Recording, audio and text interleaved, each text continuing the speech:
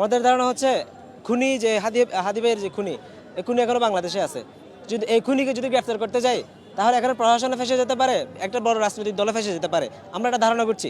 সেজন্য এতদিন পর্যন্ত একটা খুনি বাংলাদেশে দেখেন কত সিসকেসুর পর্যন্ত গ্রেফতার হইতে আধা ঘন্টা লাগে না। একটা মোবাইল চুরি হইলে 10-15 মিনিটের মধ্যে ট্রেস করে বের করা যায় যে কোথায় থাকে। কিন্তু আমরা এখনো পর্যন্ত দেখছি না একজন প্রকাশ্য খুনি কিভাবে এতদিন পর্যন্ত গ্রেফতার না হয়ে থাকে। তার মানে আমরা এটা ধরে নিব যে এটা কোনো রাজনৈতিক দল এবং প্রশাসন এর সাথে স্পষ্টভাবে জড়িত আছে।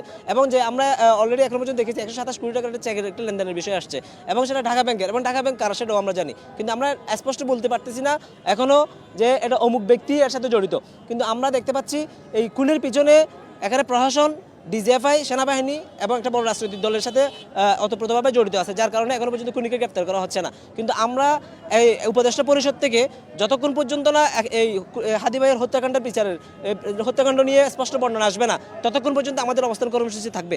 এবং এটাও আমরা স্পষ্ট বলে দিব, যতদিন পর্যন্ত জননিরাপত্তা নিশ্চিত হবে না এবং যেই সামনে যে নির্বাচন বানচালের যে একটা ষড়যন্ত্র করছে, এটা দীর্ঘায়িত করার মাধ্যমে এটা আমরা দীর্ঘ হতে দিব না। সেজন্য আমরা ইন্ডিয়ান গভর্নমেন্ট যে ছাত্রদের ম্যান্ডেট নিয়ে ক্ষমতায় গিয়েছে, সেই ক্ষমতাকে এখান থেকে যেভাবে আমরা ক্ষমতায় বসাতে পারি, আবার ক্ষমতা থেকে নামাইতেও পারি। কিন্তু আমরা এদেরকে এই হত্যাকাণ্ডের স্পষ্ট বয়ান না দিয়ে তাদেরকে কাউকে আমরা পদত্যাগ বা ইন্ডিয়ান উপদেষ্টা পরিষদ থেকে পালাতে দিব না। হাসিনা কোনো রকম কাপড় নিয়ে পালাইতে পারছে, এই ইন্ডিয়ান গভর্নমেন্ট এবং প্রশাসন, ডিজিএফআই থেকে শুরু করে কোনো প্রশাসন কোনো পালানোর পথও কিন্তু খুঁজে পাবে না। না হলে আমরা যে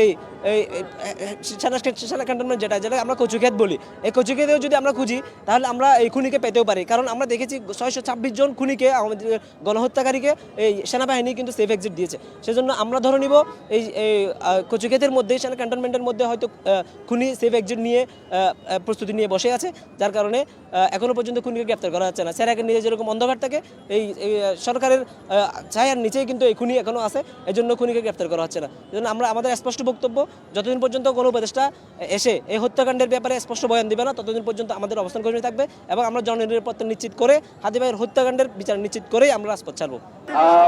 আমি এসেছি, আমার বাড়ি হচ্ছে বাঁশখালীতে।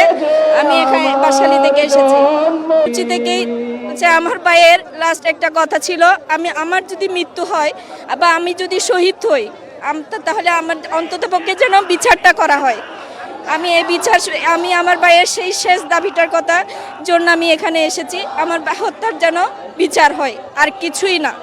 আশা করি এদেশের বাংলাদেশের রাষ্ট্রের যেই এজেন্সিগুলো আছে তাদের কাছে খুনিদের পরিচয় আছে, এবং আমরা বিশ্বাস করি, আমরা মনে করি যে খুনি এখনো দেশে আছে। কারণ একটা ব্যক্তি দেশের বর্ডার গার্ড এত দ্রুত পার হয়ে যাওয়া তো ইজি ব্যাপার নয়। সেক্ষেত্রে কেন এজেন্সিগুলো মুখ খুলছে না, রাষ্ট্র কেন সঠিক তথ্য প্রচার করছে না, সঠিক কোনো সিদ্ধান্ত নিচ্ছে না? আমরা যতক্ষণ পর্যন্ত হাদি হত্যার বিচার না হবে, আমাদের এই বিপ্লব, জুলাই আমাদের যে বিপ্লব ছিল, ঠিক সেই বিপ্লবে পরিণত হবে। নির্বাচনের আগের মধ্যে হাদি হত্যার বিচার হওয়া চাই।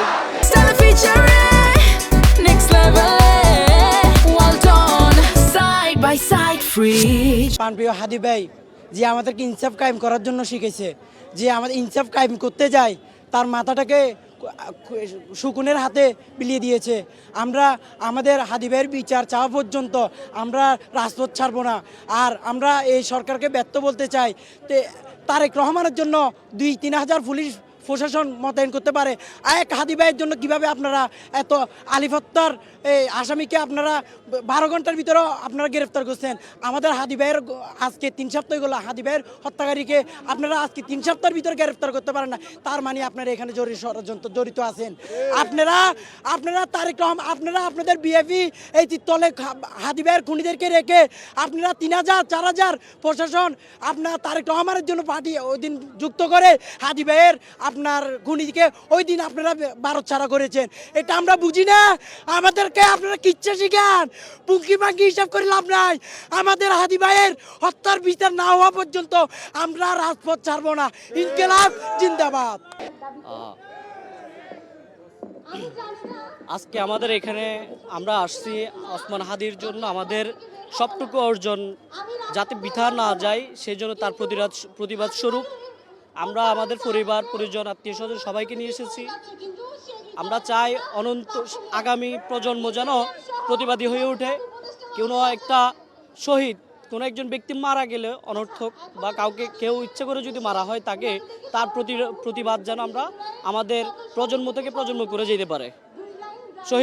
শহীদ হাদি ভাইয়ের জন্য আমাদের অন্তরের অন্তঃস্থল থেকে রক্তক্ষরণ হচ্ছে।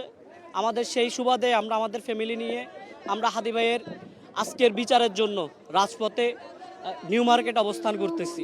ইনশাল্লাহ আমাদের এই যাত্রা আমরা ইনশাল্লাহ ধরে রাখবো। আমাদের পরিজন নিয়ে আমরা এভাবে প্রতিরোধ গড়ে তুলব।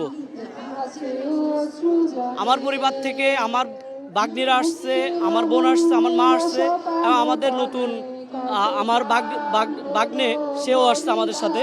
তাদেরকে আমরা দেখাতে নিয়ে এসেছি আমরা এভাবে করে প্রতিবাদ করব অন্যায়ের, যাতে তারা সেটা শিখতে পারে। সেই জন্য হাদি ভাই আসলে প্রজন্মকে শিখিয়ে দিয়েছে কিভাবে রাজনীতি করতে হবে, নিজের দেশকে কীভাবে ভালোবাসতে হবে।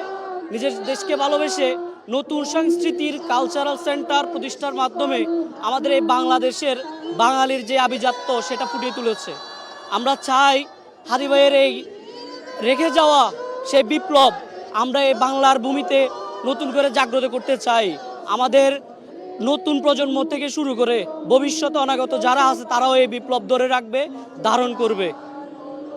হাদি ভাই যে বিষয়টা আমাদের কাছে তুলে ধরতে চেয়েছেন, যেটা আমাদেরকে আবেগ আপ্লুত করেছে, এই সুস্থ ধারার রাজনীতি এবং ইনসাফ।